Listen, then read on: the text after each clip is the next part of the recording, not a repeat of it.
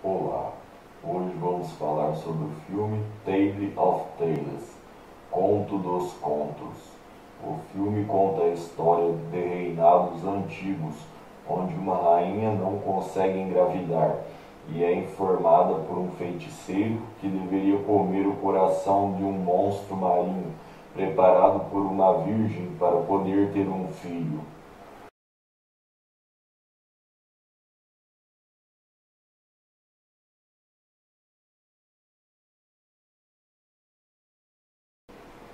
Feito o ritual, enfim consegue engravidar, e anos depois o garoto começa a dar trabalho à sua mãe, fazendo amizade com o filho de uma serviçal, que se aventuram fugindo constantemente do reinado.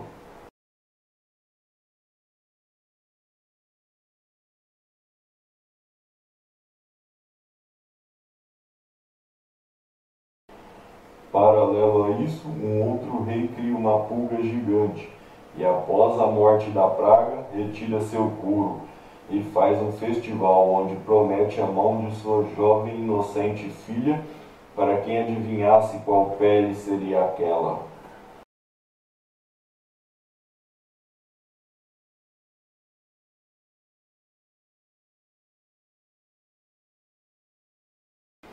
Convicto de que ninguém descobriria, o rei se diverte bastante com as tentativas frustradas do povo. Porém, um horrendo ogro aparece e, sentindo o cheiro da pele do ser, consegue matar a charada.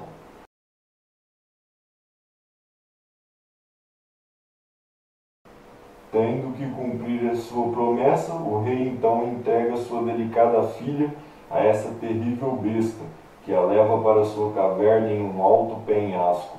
Após algum tempo, a garota avista pessoas e pede ajuda para uma fuga. Terá a capacidade de se livrar desse mal?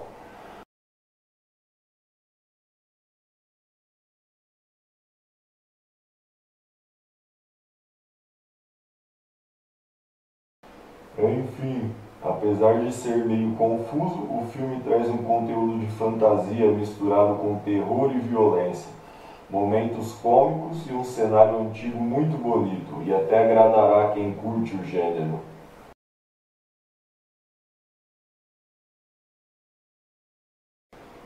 E você que já viu esse filme, o que achou?